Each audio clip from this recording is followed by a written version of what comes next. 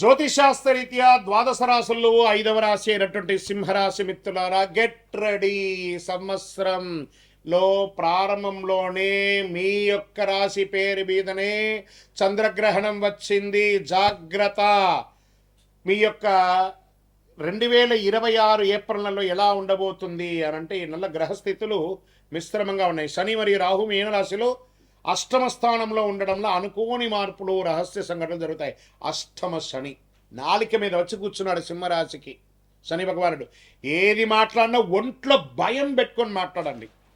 Discipline అంటే 100% డిసిప్లిన్గా మాట్లాడండి. అసాంఘికమైనటువంటి కలాపాలకి అసలు వెళ్ళకండి. మీ జీవితమే నాశనం అయ్యే అవకాశాలు కనబడతాయి. జాగ్రత్త. మళ్ళీ మళ్ళీ చెప్తున్నాను, మీరు పెట్టే ఒక సంతకం డిస్టర్బ్ అవుతుంది, మీ మాట డిస్టర్బ్ అవుతుంది, మీ యొక్క వ్యవహారం డిస్టర్బ్ అవుతుంది. ఉద్యోగస్తులు పై అధికారులతో మాట్లాడేటప్పుడు కాస్త వినయంతో ఉండండి. మీ జీవితం ఒక మెట్టు మీరు దిగడం వల్ల 4 మెట్లు ఎదుగుతారు. మీ కింద స్థాయి వాళ్ళతో మాట్లాడేటప్పుడు జాగ్రత్తగా ఉండండి. వాళ్ళు మీ గురించి నెగిటివ్ చేసే అవకాశాలు ఉంటాయి. ప్రభుత్వ ఉద్యోగంలో చేసే వాళ్ళు అసాంఘికమైనటువంటి కార్యక్రమాలకి పాల్పడకండి. ఇంకా ప్రైవేట్ ఐటీ రంగం అవన్నీ ఉన్నాయి చూసారా, వాళ్ళు ఉన్నవాళ్ళు కాస్త జాగ్రత్తగా ఉండి. There is a lay off chances. భయం వేస్తుంది కదా, అది ఒక టెంపరవరీ మాత్రమే. మిగతా గ్రహాలన్నీ బాగున్నాయి. బాగా గుర్తుపెట్టుకోండి. ఆరోగ్యం పైన శ్రద్ధ వహించాలి. అన్ని రకాలుగా కూడా చూసుకోవాలని అన్నారు. వ్యాపారస్తులకి కొత్త డీల్స్ వస్తాయి, కానీ పెట్టుబడులతో జాగ్రత్త అవసరం. భాగస్వామ్యంలో కొట్లాట్లు వచ్చే అవకాశం ఉన్నాయి. ధన విషయానికి వస్తే అనుకోని ఆదాయం, అనుకోని విపరీత ఖర్చు. ఇంకా షేర్ మార్కెట్కి వస్తే ఈ నెల సైలెంట్గా ఉండండి. పెట్టుబడులు జాగ్రత్త. లాభాలు నష్టాలు మిశ్రమంగా వస్తాయి. హై రిస్క్ మంత్ అని కూడా చెప్పచ్చు. షార్ట్ టర్మ్ ట్రేడింగ్ అసలు చేయకండి. ఒకవేళ లాంగ్ టర్మ్లో ఇన్వెస్ట్ చేసి ఉంటే దాన్ని అలా ఉంచండి. వీలుంటే కొంచెం లిటిల్ యాడ్ ఆన్ చేసుకోండి కరెక్షన్ కోసం. టెక్నాలజీ, ఎనర్జీ రంగంలో మంచిది. రియల్ ఎస్టేట్ పూర్తిగా డల్ అని కూడా చెప్పచ్చు. సింహరాశి వారికి కోర్టు విషయాల్లో మీకు ప్రతికూలంగా జడ్జిమెంట్ వచ్చే అవకాశాలు కూడా ఉన్నాయి. జాగ్రత్త. పత్రాలన్నీ కూడా జాగ్రత్తగా ఉండాలని చెప్పచ్చు. మీ కుటుంబంలో మీ మాటల వల్ల సమస్యలు రావచ్చు. భార్యాభర్తల మధ్య సఖ్యత లోపంగా ఉండొచ్చు. దంపతుల మధ్య కాస్త అగాత్యం కూడా అయ్యే అవకాశాలని జాగ్రత్తగా ఉండండి. ఇంట్లో ఒక పెద్దల ఆరోగ్యం పట్ల కూడా చాలా జాగ్రత్తగా ఉండాలి. విద్యార్థులకు కష్టపడితే విజయం సాధిస్తారు. పోటీ పరీక్షలో 2వ అవకాశం 3వ అవకాశంగా మారే అవకాశం ఉంటుంది. జాగ్రత్త. విదేశీ అవకాశాలు మధ్యస్థంగా ఉన్నాయి, కానీ ప్రయత్నించండి. ప్రయత్నంలో ఈ 1 నెల మధ్యస్థమని అనగానే జీవితం అంతా కాదు కదా. వెయిట్ చేయండి. Good results coming. విదేశాల్లో ఉద్యోగం చేస్తున్నటువంటి వారికి ఎన్నో రోజులుగా ఎదురు చూస్తున్నారు. నాకు చాలామంది కాల్ చేస్తున్నారు కదా. జాగ్రత్తగా ఉండండి అని చెప్తున్నాను. సింహరాశి మిత్రులారా, మళ్ళీ మళ్ళీ చెప్తున్నాను, ఎంత సైలెంట్గా ఉంటే అంత గొప్ప జరుగుతుంది. ఎంత డిసిప్లిన్గా ఉంటే, మౌనమే అన్నిటికీ అంగీకారం అని కూడా చెప్తారు చూసారా, అలా ఉండండి. మీ జీవితం మారవచ్చు. వ్యవసాయానికి వస్తే సగటు ఫలితాలు ఉంటాయి. జల వనరులపై దృష్టి పెట్టాలని చెప్తున్నారు. ఆరోగ్య విషయంలో ప్రత్యేక జాగ్రత్త అవసరం. ఒక శస్త్రచికిత్స కూడా అయ్యే అవకాశాలు ఉన్నాయి. ప్రత్యేకించి ఈ యొక్క స్త్రీలకైతే పీసీఓడి కానీ గైనిక్ రిలేటెడ్గా డిస్టర్బెన్స్ కూడా కొంచెం కనబడుతున్నాయి. జాగ్రత్తగా ఉండండి. మగవాళ్ళకైతే స్కిన్ ప్రాబ్లమ్, స్కిన్ రిలేటెడ్ ఇలాంటివి వచ్చే అవకాశాలను జాగ్రత్త పడండి. వెనక భాగం నొప్పి, నరాల బలహీనత, మానసిక స్ట్రెస్, దీనికి ఏం చేయాలి? చక్కగా ప్రార్థన చేయండి, భగవంతుని ధ్యానం చేయండి. ఆహార నియంత్రణ, ఈ రోడ్ సైడ్ ఫుడ్ అవన్నీ కొంచెం ఆపండి. దానివల్ల కూడా జంక్ వల్ల, క్రిముల వల్ల కూడా డిస్టర్బెన్స్ వచ్చే అవకాశాలు ఉన్నాయి. మీ యొక్క అదృష్ట రంగు బంగారు, నారింజ, orange colour and gold colour మీకు కలిసి వస్తుంది. అదృష్ట తేదీలు 1, 10, 19, 28 ఇవన్నీ కూడా కలిసి వస్తుంది మీకు. అదృష్ట రోజు ఆదివారం. అదృష్ట సంఖ్య 1. ఈ నెలలో చేయవలసినటువంటి పరిహారాలు: ఆదివారం సూర్యుడికి ఆరాధన చేయాలి. ఒక రాగి సొమ్ము తీసుకొని కుడి చేతిలో, ఎడం చేతిలో చొమ్ములో నీళ్లు పట్టుకొని స్నానం చేసిన తర్వాత కుడి చేతితో ఇలా సూర్యుడికి అర్ఘ్యం మొదలండి. ఓం సూర్యాయ నమః, భాస్కరాయ నమః అని చెప్పి, భార్గవాయ అని చెప్పి 7 సార్లు రోజు చెయ్యండి. సూర్యుడికి నీళ్ళు వదలండి. చక్కగా ఒక చలివేంద్రాన్ని ఏర్పాటు చేయండి. పేదలకు మంచినీళ్ళు ఇవ్వండి, బట్టలు ఇవ్వండి, చెప్పులు ఇవ్వండి. ఆవులకి, పిచ్చుకలకి అన్నిటి కూడా నీళ్లు, ఆకుకూరలు అన్ని కూడా పెట్టండి.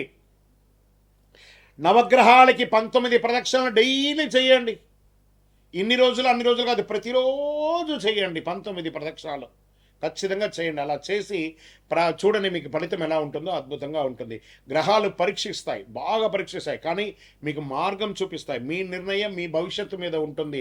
సింహరాశి మిత్రులారా, ఇవన్నీ కూడా నడుస్తున్నటువంటి ఒక రోడ్డులో ఒక స్పీడ్ బ్రేకర్ లాగే, కానీ ఈ యొక్క జాతకం జీవితం కాదు, పడుతున్న వర్షానికి ఒక గొడుగు మాత్రమే చెప్తున్నాను. నేను ప్రతిసారి చెప్తుంటున్నాను, జాతకం జీవితం కాదు, పడుతున్న వర్షానికి గొడుగు.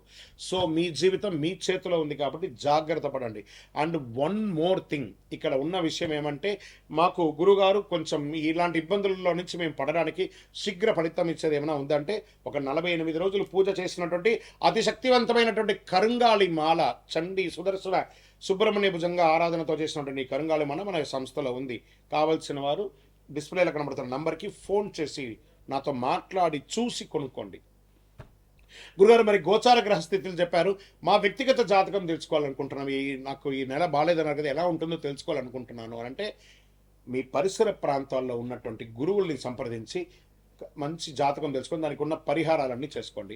లేదు గురుగారు, మీ దగ్గరే మేము అపాయింట్మెంట్ తీసుకోవాలనుకుంటున్నాం, డిస్ప్లేలో కనబడుతుంది కదా నంబర్, ఆ నంబర్కి మీ పేరు, మీ డేట్ ఆఫ్ బర్త్, మీ టైమ్ ఆఫ్ బర్త్, మీ ప్లేస్ ఆఫ్ బర్త్ వాట్సప్ చేయండి, కాల్ చేయకండి. మీకు మేము రిప్లై ఇస్తాము మీ అపాయింట్మెంట్ కోసం. విజయోస్తు. రైట్. తక్కువేమి మనకు రాముడు ఒక్కడుండి వరకు, ఇంకేం కావాలి మనకు? తక్కువే ఉంటుందండి, ఆయన ఉంటే చాలు మనకు. అలాంటి రాజా రామచంద్ర స్వామి వారి యొక్క పుట్టినరోజు మార్చి 27వ తారీఖున శుక్రవారం నాడు అద్భుతమైనటువంటి శ్రీరామనవమి. ఎక్కడ చూసినా మామిడి తోరణాలు, పులిహోరలు, కళ్యాణోత్సవాలు, కళ్యాణ తలంబ్రాలు, గల్లి గల్లికి మనకు ఉభయ తెలుగు రాష్ట్రాల్లోనూ దేశ విదేశాలలో ఎక్కడ చూసినా రామ కళ్యాణం. ఆ రామ కళ్యాణం చూడడానికి అందరూ పోటీ పడతారు. ఎందుకంటే ఆ తలంబ్రాల అక్షింతలు తీసుకుంటే మన జీవితంలో కళ్యాణం జరుగుతుంది. కళ్యాణం అంటే ఏంటి? అనుగ్రహం. అందుకే తిరుపతి వెంకటేశ్వర స్వామికి నిత్య కళ్యాణోత్సవం, అక్కడ భద్రాద్రిలో నిత్య కళ్యాణోత్సవం ఎక్కడ చూసినా జరుగుతుంది. చూసారా, అలాంటి అద్భుతమైనటువంటి రాజా రామచంద్ర స్వామి వారి యొక్క కళ్యాణోత్సవం చేస్తుంది. మీ జీవితంలో సమస్యలు ఎక్కువయ్యాయా? శాంతి కనిపించడం లేదా? ఈ శ్రీరామనవమి రోజు కళ్యాణంలో పిలవకపోయినా వెళ్ళండి సార్. ఆ కళ్యాణ మంత్రాలు వినండి, ఆ కళ్యాణ అష్టపదులు వినండి, కళ్యాణ అష్టకాలు వినండి, ఆ తలంబ్రాల అక్షింతలు తీసుకోండి, ఆ భోజనం చెయ్యండి. అద్భుతమైనటువంటి ఫలితాలు పొందుతారు. శ్రీరామ జయరామ జయ జయ రామ అనే యొక్క మంత్రాన్ని, తారక మంత్రము ఒక్కసారి చెప్పినా చాలట. విష్ణు సహస్రనామం మొత్తం చెప్పకపోయినా శ్రీరామ రామ రామేతి రమే రామే మనోరమే సహస్రనామ తత్తుల్యం రామనామ వరానని ఇలా 3 సార్లు చెప్తే సహస్రనామం చేసినంత ఫలితం అంట. అందులోనూ రాజా రామచంద్రస్వామి వారు పుట్టినరోజు ఆయన గుర్తిస్తే ఎంత ఆనందపడతారు కదా ఆయన. ఈ స్వామివారికి ఇక్కడ దేవుడి గురించి కూడా మనం అప్పుడప్పుడు తెలుసుకోవాలి. ఆ సమయం వచ్చినప్పుడు దేవుడు మన జీవితంలో చక్కటి ఫలితాన్ని ఇస్తుంటాడు. ఏ రకంగా చెప్తాచో, రావణుడు మన అహంకారం, సీతమ్మ మన యొక్క పవిత్రత, హనుమంతుడు మన భక్తి, మనస్సులో రాక్షసత్వాన్ని జయిస్తే మనమే రాముడు. అలాంటి రాముడికి ఎందుకు కష్టాలు వస్తాయి మనకు? కోపం, అహంకారం, అసూయ, ఇవే మన సమస్యలకు మూలం. రాముడు చెప్పిన పరిష్కారం ఏంటి? సహనంగా ఉండండి, సత్యంగా ఉండండి, ధర్మంగా ఉండండి, ఏకపత్ని వ్రతం ఉండండి. మిత్రుడితో ఎలా ఉండాలో చెప్పాడు, శత్రువుతో ఎలా ఉండాలో చెప్పాడు, భక్తుడితో ఎలా ఉండాలో చెప్పాడు. రామనామ జపం రోజు 108. అప్పట్లో అంతా కూడా రామకోటి రాసేవాళ్ళందరూ, ఇప్పుడు కూడా రాస్తున్నారు అనుకుంటున్నాను. ఎన్నో చోట్ల రామకోటి స్తూపాలన్నీ కూడా వేశారు. సుందరాకాండ, ఈరోజు మనం ఏమేం చేయొచ్చు? సుందరాకాండ పారాయణం చేయొచ్చు, పానకం పెట్టచ్చు, చలివేంద్రాలు పెట్టచ్చు, భోజనాలు పెట్టచ్చు, అన్ని రకాలైన చేయొచ్చు. దేవుడు బయట లేడని మనలోనే ఉన్నాడు ఆ భగవంతుడు. మనం పరోపకారార్థే ఇదం శరీరం అని చెప్తే అందరూ అద్భుతమైనటువంటి ఫలితాలు పొందుతారు. రామాయణం యొక్క గూఢార్థం అన్ని కూడా అఖిలాండ కోటి బ్రహ్మాండ నాయకుడు ఉన్నటువంటి ఆ రాజా రామచంద్ర స్వామి వారి యొక్క పరిపూర్ణమైనటువంటి అనుగ్రహాన్ని అందరూ పొందాలని కోరుకుంటున్నాం. ఇది ఈరోజు కేవలం ఒక పండగ మాత్రమే కాదండి, జీవితం ఎలా జీవించాలో నేర్చుకునే ఒక రోజు. ఈ రోజున రాముడు అవతరించి ధర్మాన్ని కాపాడాడు, తండ్రి మాట కోసం రాజ్యాన్ని వదిలాడు, 14 సంవత్సరాల అరణ్యంలో గడిపాడు, కష్టాలను ధైర్యంగా ఎదుర్కొన్నాడు. ఇదే మనకు పాఠం. సత్యం మాట్లాడమని చెప్పాడు. చేద్దామా? అలాంటి ఆ రామచంద్ర స్వామి వారికి రామదాసు గారు తయారు చేసి ఇచ్చినటువంటి ఆ యొక్క మంగళసూత్రంతో కళ్యాణం ఒంటిమిట్టలో జరుగుతుంది, తిరుపతిలో జరుగుతుంది, భద్రాద్రిలో జరుగుతుంది.